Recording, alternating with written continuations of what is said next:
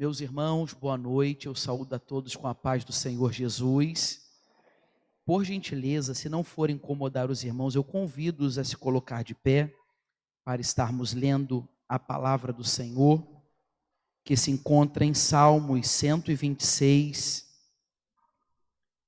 Quantos irmãos estão abrindo a Bíblia, eu quero agradecer a Deus por esta oportunidade, agradeço a Deus pela vida do pastor Carlos Cruz, este amigo que o Senhor tem me dado, um homem que sempre tem uma palavra de amor, de carinho, de conciliação. Isso é muito bom, eu lhe admiro, tá, pastor? Eu falo isso diante da sua congregação. É um prazer conhecer essa igreja e ter esta amizade, que isso se perpetue por muitos anos. Salmo de número 126 diz assim a palavra do Senhor: quando o Senhor trouxe do cativeiro os que voltavam a Sião, estávamos como os que choram, como os que sonham, Então a nossa boca se encheu de riso e a nossa língua de cânticos. Então se dizia entre as nações: grandes coisas fez o Senhor a estes, grandes coisas fez o Senhor por nós, e por isso estamos alegres. Faz-nos regressar outra vez do cativeiro, Senhor, como as correntes do sul. Os que semeiam em lágrimas cegarão com alegria. Aquele que leva a preciosa semente, andando e chorando, voltará sem dúvida, com alegria, trazendo consigo os seus molhos. Por gentileza, tome o seu assento. É um texto bem conhecido de todo bom leitor da Bíblia Sagrada, de todos aqueles que frequentam a escola bíblica dominical. E pedindo a Deus uma palavra para vos trazer nesta noite, o Espírito Santo me direcionou a este texto. Quando olhamos para este texto, nós vemos sobre o cativeiro que assolou o povo de Israel. Deus, no decorrer da história, no decorrer do tempo, Ele foi usando os profetas para dizer ao povo de Israel: olha, Israel, se coloque no caminho certo, no caminho da santificação, no caminho da obediência, porque se não for desta forma, o Senhor levantará um cativeiro para vos ensinar, e para que Deus vos faça entender que Ele que é o rei sobre todo Israel. E o povo de Israel agora, um pouco desacreditado ou sem acreditar nos profetas, eles viviam uma vida muito íngreme, uma vida que ora eles queriam a santificação e outra hora que eles queriam o pecado. Uma hora que eles queriam adorar ao Deus de Israel e outra hora que eles queriam se introduzir à idolatria. E o nosso Deus é um Deus que Ele não divide a glória dEle com ninguém. O nosso Deus é um Deus que quer a nossa adoração exclusiva. E diz a Bíblia Sagrada que agora Deus permite que um certo rei, ele entre em Israel e comece assim o exílio de Israel, que comece agora o cativeiro. E diz a Bíblia que ele chega agora em Israel e ele pega todos os príncipes, ele pega todos os homens que eram inteligentes, filhos de doutores, príncipes daquele lugar, quando nesta deportação, para os irmãos entenderem, ser uma mensagem muito pedagógica, quando agora Daniel, ele é levado ao cativeiro, quando os amigos de Daniel são levados ao cativeiro, eram homens íntegros, homens bonitos, homens inteligentes, homens cheios de sabedoria, que agora o rei de um povo pagão leva para a Babilônia para eles serem literalmente escravos. E diz a Bíblia que quando Daniel e os seus amigos chegam e eles se apresentam diante do rei em uma mesa com muitos manjares, o Espírito de Deus, pastor Carlos, coloca no coração de Daniel para ele não se contaminar. E é exatamente o que a igreja brasileira, e eu não estou falando de rótulos denominacionais, estou dizendo a igreja verdadeira, que sou eu, que é você, é exatamente o que está acontecendo no Brasil. Deus está levantando uma igreja que está dizendo: olha, pode se levantar qualquer tipo de gente ou qualquer tipo de sistema, mas eu decidi não me contaminar, eu decidi estar na presença de Deus, eu decidi caminhar na palavra de Deus. E Daniel e seus amigos não se contaminaram, a ponto de depois de alguns dias o rei vir fazer uma inspeção e chamar agora o eunuco e perguntar: por que este estes jovens são mais bonitos, mais inteligentes do que todos os outros. E ele disse: porque neles repousam o Espírito da glória e de Deus. Eu quero nesta noite dizer para todos que estão me ouvindo: Deus vai derramar sobre nós um espírito de excelência, um espírito de sabedoria, um espírito que vai fazer você sobressair no meio de uma sociedade corrompida. E não é para sobressair para você dizer eu sou o melhor, não, porque Deus, ele abate os soberbos, mas ele dá graça àquele que é humilde. Então que nesta noite Deus te dê um espírito de sabedoria. A segunda parte desta deportação, nós podemos dizer quando agora o rei, ele chega dentro do templo, ele chega dentro agora do lugar de culto de Israel, e ele pega todos os utensílios da igreja, se assim podemos dizer, e leva para a Babilônia. Para os irmãos entenderem, é como se ele entrasse, pastor Carlos, aqui na Igreja Batista Central do Catumbi, e pegasse o microfone, a bateria, o piano, a televisão, os bancos, o celular que transmite o culto, o púlpito, e deixasse a igreja limpa, os ventiladores, ar-condicionados, telão, e levasse para a Babilônia. É como se todo aquele lugar de adoração fosse literalmente limpo, e tudo aquilo que foi consagrado, santificado a Deus, fosse levado para um lugar, para ser adorado por ídolos, para ser adorado pelo diabo, para ser adorado por outros deuses. E eu repito o que eu falei no início da mensagem, na introdução: o nosso Deus, amados irmãos, ele não se deixa escarnecer, ele não dá glória dele para ninguém. Quando ele deu o decálogo a Moisés, ele disse: a nenhum outro Deus adorarás, a não ser o Deus vivo, o Deus verdadeiro e o Deus de Israel. E ele levou agora todos os utensílios, e agora num período de carnaval, um período de depravação, um período de promiscuidade, um período que eles faziam coisas obscenas dentro daquele lugar que eles cultuavam aos ídolos. O rei agora bebe muito vinho, está escrito isso no livro de Daniel, e ele agora pega os utensílios da casa do Senhor e começa a profanar. É como se ele pegasse esse microfone que foi consagrado para louvarmos, para pregarmos, para falarmos da palavra de Deus, para louvar como louvor aqui tão bonito: grande é o Senhor e muito digno de louvor. E ele pegou esses utensílios que ele pegou lá de Israel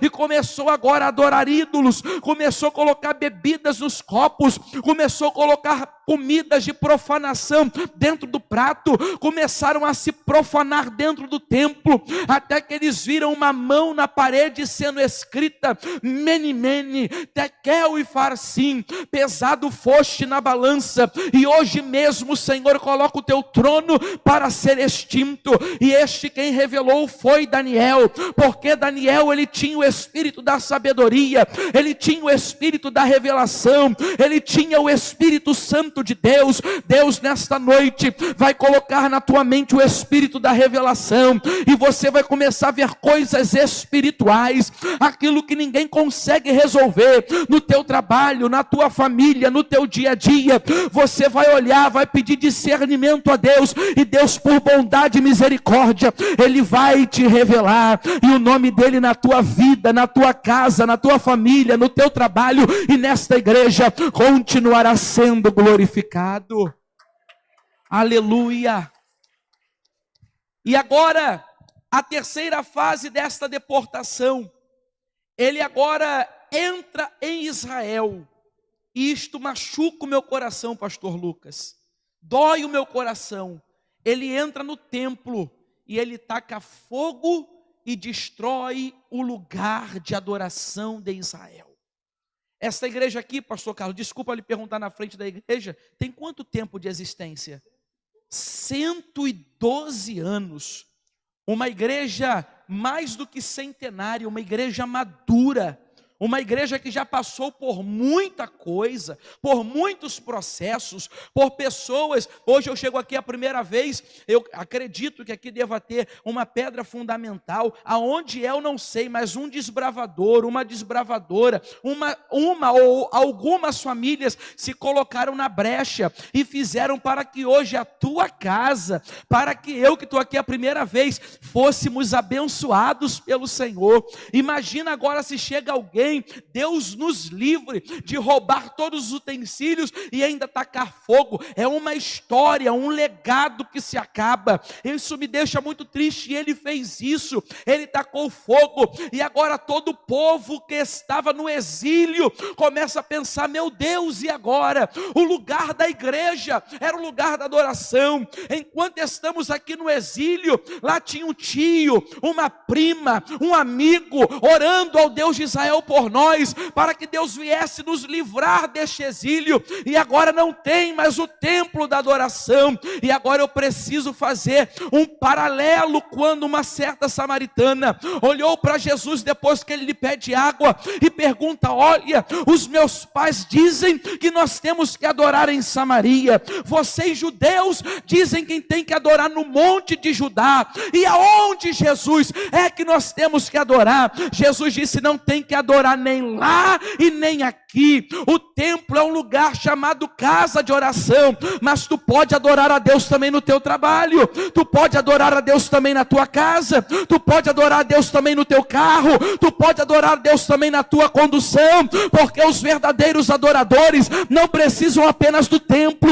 Os verdadeiros adoradores adorarão ao Pai em espírito e em verdade. E diz a Bíblia Sagrada que o Senhor não despreza um coração quebrantado e contrito. E se nesta noite tu entrou aqui com o coração quebrantado, contrito, clamando, orando, dizendo: Deus, atende o meu clamor, atende a minha oração, abre esta porta, livra o meu filho da droga, tira o meu filho da prostituição, tira o meu filho da boca de fumo, tira esta arma da mão do meu filho, ó Deus, a minha filha que está rebelde. Se o teu coração estiver quebrantado e contrito, e tu adorar a Deus nessa noite, creia que Deus vai ouvir a tua oração, vai atender o teu clamor, e daqui a pouco você e a tua casa vai dizer como Josué: eu e a minha casa servimos ao Senhor nosso Deus. Glórias a Deus por isto, glórias a Deus por isto, glórias a Deus por isto. E agora já estou caminhando para finalizar.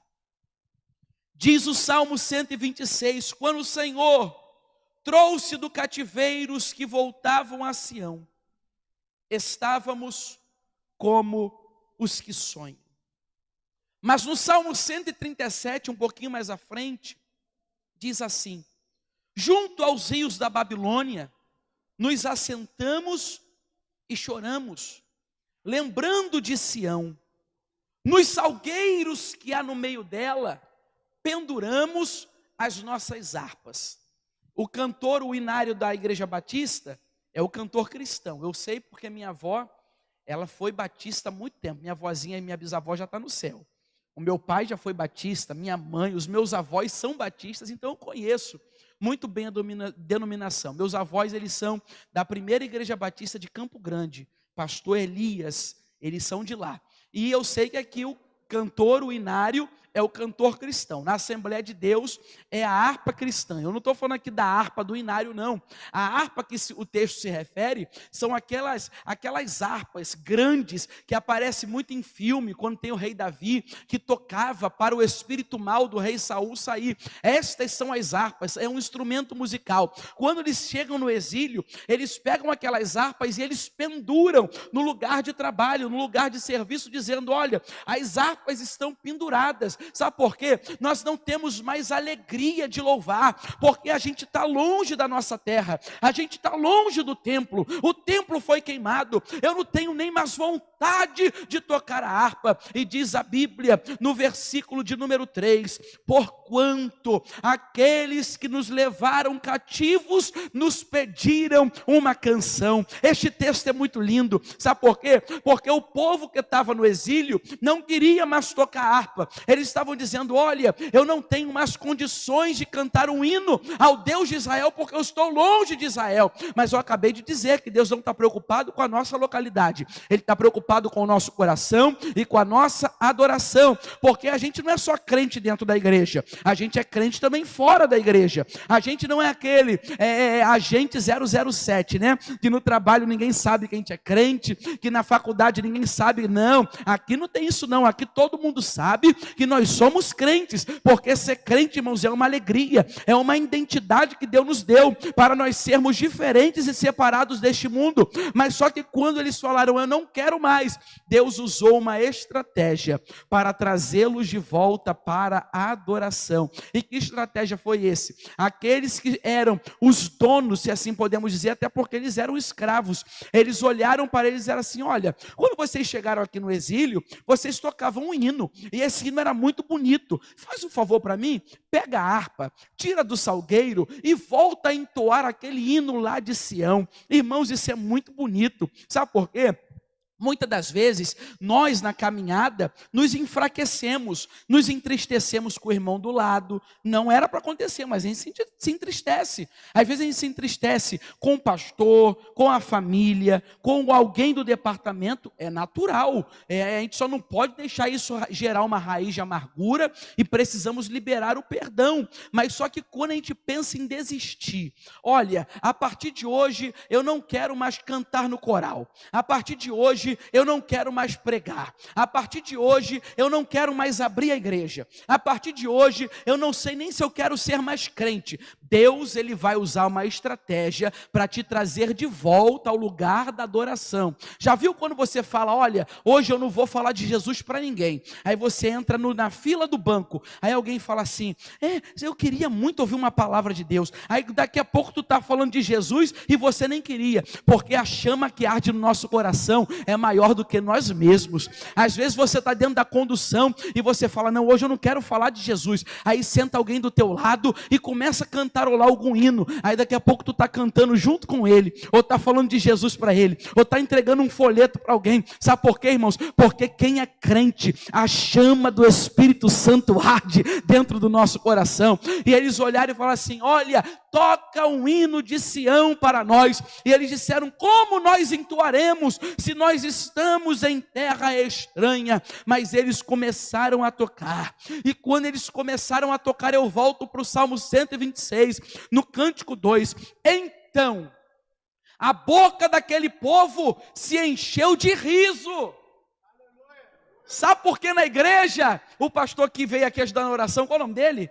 Jorge, tem muita gente de rosto fechado, triste, porque não está adorando mais a Deus, porque quem adora é um povo feliz, é um povo sorridente, é um povo de boas palavras, é um povo que anima, é um povo alegre. Quando a gente começa a adorar, irmãos, não é que a gente esquece o nosso problema não, é a gente adora sabendo que tem o problema, mas além do problema, nós temos um Deus grande que cuida e soluciona todos os nossos problemas.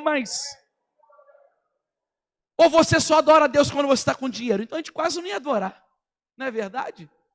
A gente tem que adorar a Deus em qualquer situação, irmãos, com dinheiro, sem dinheiro, com saúde, sem saúde, com carro, andando de ônibus, de trem. A nossa felicidade não está em bens materiais, a nossa felicidade está em ter paz com o Espírito Santo de Deus e com os nossos irmãos. Quando ele começou a adorar, a boca se encheu de riso, e a língua de cânticos. Gente na igreja que fala de tudo e não adora a Deus, é porque está faltando ter a língua cheia de cânticos. Em vez de falar mal de alguém, em vez de amaldiçoar alguém, é melhor ter a língua cheia de cânticos. É melhor abençoar do que amaldiçoar. É melhor ser bênção do que maldição. É melhor falar palavras boas do que palavras ruins. Como diz a Bíblia, um ao outro ajudou. e ao seu companheiro disse: esforça-te. E quando eles começaram a louvar, a boca encheu de riso, a língua de cântico, então as nações circunvizinhas começaram a dizer: não foram eles, pastor Jorge, pastor Lucas, não foram eles, foram as nações que viram a diferença. E qual a diferença? Eles começaram a adorar, e quando adoraram, as nações olharam e diziam: grandes coisas fez o Senhor a estes, grandes coisas fez o Senhor pela Igreja Batista Central do Rio, grandes coisas fez o Senhor aos membros dessa igreja, grandes coisas fez o Senhor aos novos convertidos dessa igreja, grandes coisas fez o Senhor às famílias desta igreja.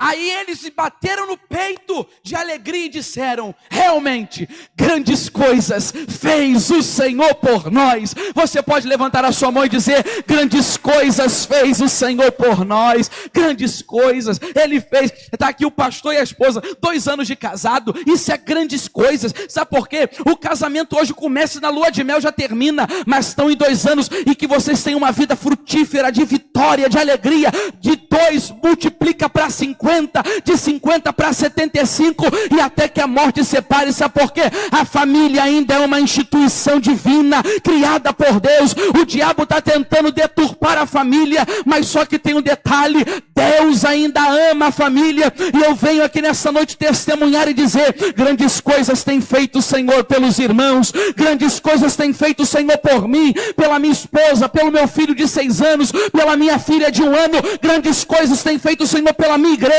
grandes coisas tem feito o Senhor no nosso trabalho, e por isso nós estamos alegres. Finalizando, eles disseram: faze-nos regressar outra vez do cativeiro. Aí eles falam assim: os que semeiam em lágrimas cegarão com alegria. Talvez eu esteja pregando para alguém aqui que no culto já está acabando 8 horas, está até com um sorriso no rosto, mas só Deus sabe como está o teu coração. Só Deus sabe como está a tua alma. Só Deus sabe como está o teu espírito. Mas nessa noite eu vim dizer: se você está chorando no altar de Deus, tenha certeza que a tua lágrima servirá de adubo para uma alegria que está chegando na tua vida. Ana estava chorando no altar, e aquele choro gerou Samuel. O teu choro hoje vai ser uma alegria que Deus está gerando em pouco tempo para a tua vida. Você acredita nisso? Finalizando, aquele que leva a preciosa semente, andando e chorando, voltará sem dúvida com alegria, trazendo consigo os seus molhos. Pastor, o que é isso? Irmãos, quem falar aqui para mim: eu vou para a igreja todo dia feliz, vou falar para você me ensinar, porque tem dia que a gente vem literalmente pela disciplina, e porque Deus nos ama e nós temos que render um culto a Deus, que às vezes o nosso dia é tão atribulado, tão difícil, tão exaustivo, que a gente vem por uma disciplina.